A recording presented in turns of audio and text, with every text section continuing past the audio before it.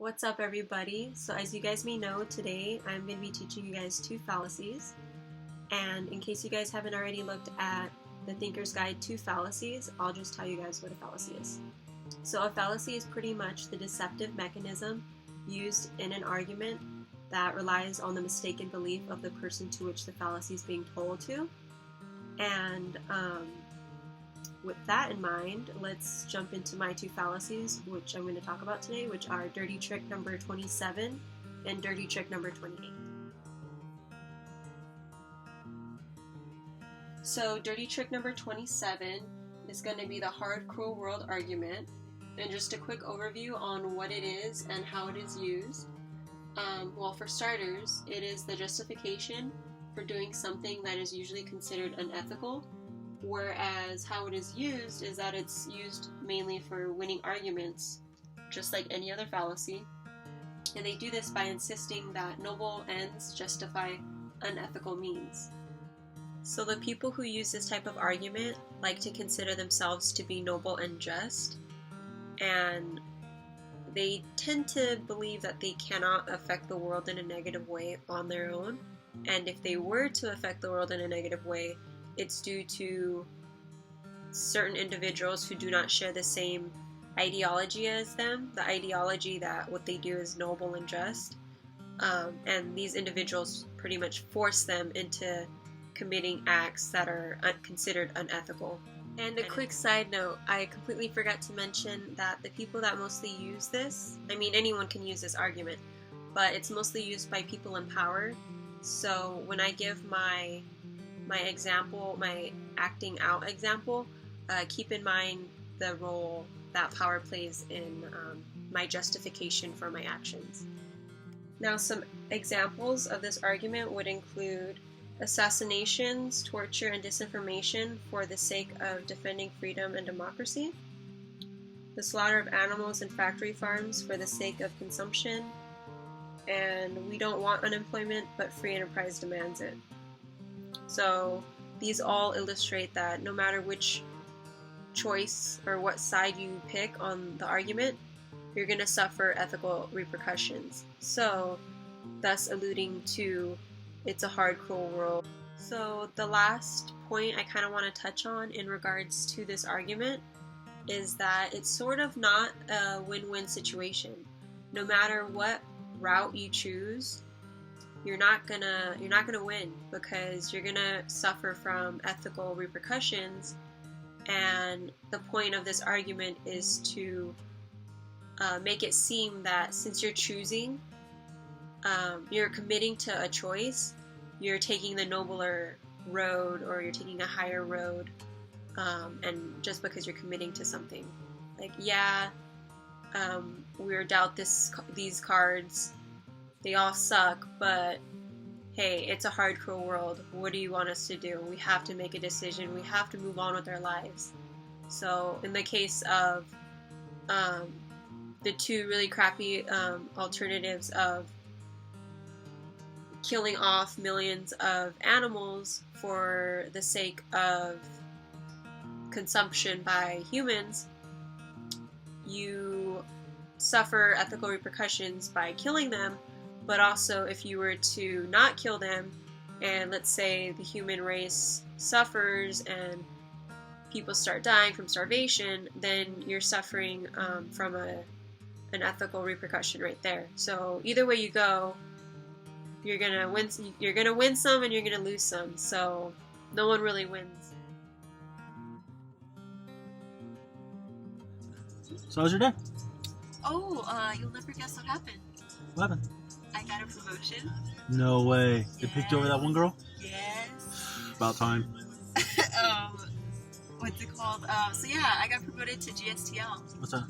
It's the main person in charge of cashiers and pharmacy and electronics and stuff. Nice. I know, I'm hella excited. I know, that's so good. You get a higher pay? Yeah, a little bit, yeah. I get more responsibilities. Nice. Like what? What's one of them? For instance, I have to give cashiers their breaks and their lunches, be in charge of scheduling and stuff. That's pretty responsible. Yeah.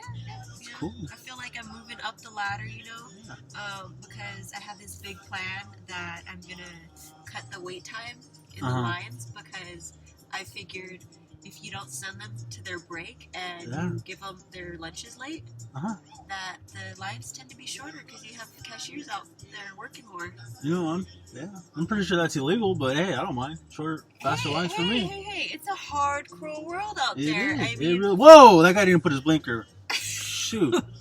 But yeah, you're right, you know? Yeah, it's a hard, cruel world, man. Would you rather wait in a long line, or would you rather the cashier that's checking you out? All I'm saying is more efficient the better. That's all I'm saying. It's a hard, cruel world. Yeah.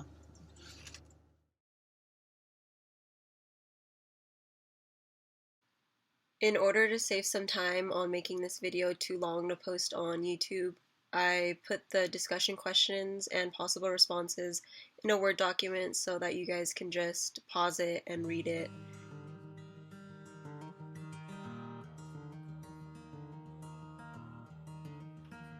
Alright, so that brings us to dirty trick number 28, which are the sweeping, glittering generalizations. And a quick overview of what they are they're pretty much generalizations used by people who want to persuade their audience in a certain direction, so they appeal to what their audience is thinking. So they are deliberately chosen to coincide with the thinking of his or her audience. That's pretty much how they're used as well. And like any fallacy, they're used to aid someone in their argument, as well as these are deliberately chosen to be positive generalizations, because more often than not, people are ready to agree with a positive generalization versus a negative generalization.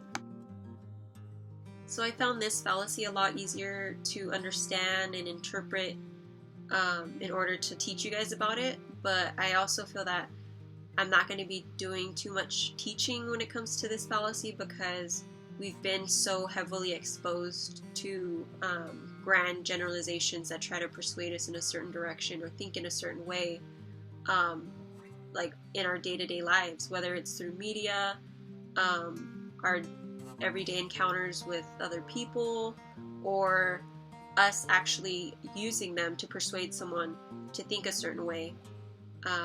I know I'm guilty of doing this, and I know I'm guilty of doing it without intentionally trying to persuade someone, but it's just become almost like a subconscious kind of form of communication.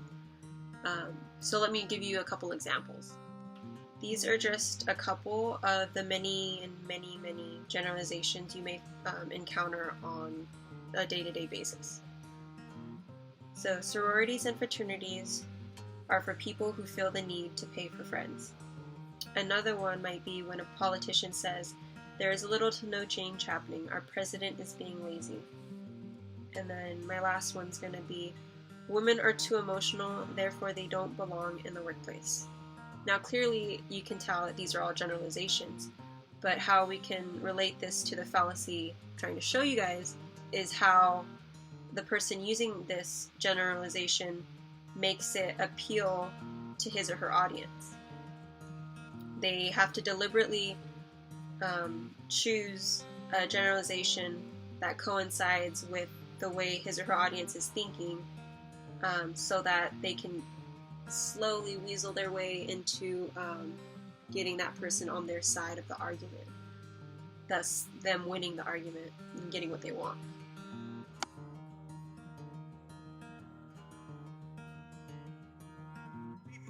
They're not sending their best. They're sending people that have lots of problems, and they're bringing those problems with us. They're bringing drugs, they're bringing crime, they're rapists, and some, I assume, are good people. But I speak to border guards, and they tell us